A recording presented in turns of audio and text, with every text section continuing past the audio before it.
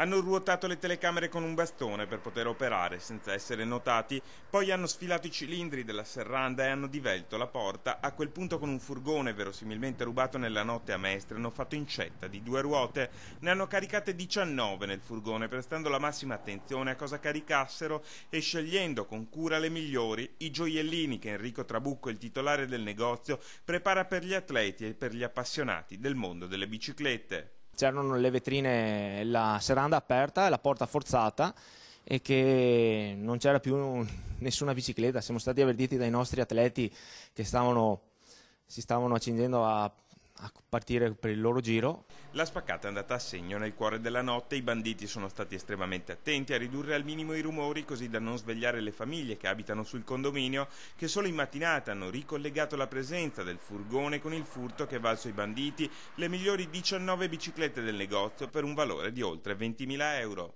Non abbiamo trovato più niente, ci hanno svuotato completamente di tutti i modelli possibili e immaginabili, dall'alto di gamma fino a scendere al medio-basso prezzo. In tempi così difficili per il negozio, il furto è una dura batosta. L'unica consolazione è data dall'assicurazione che aiuterà a ripartire, ma a rimanere l'amaro in bocca, spiega Trabucco. Di questi tempi si fanno i salti mortali per mantenere aperta un'attività e i banditi dimostrano di non aver certo paura. Loro non si fanno scrupolo di niente, sono attrezzatissimi, appunto con camion agiscono indisturbati, perché quel poco che abbiamo potuto capire davvero non si fanno problemi di niente.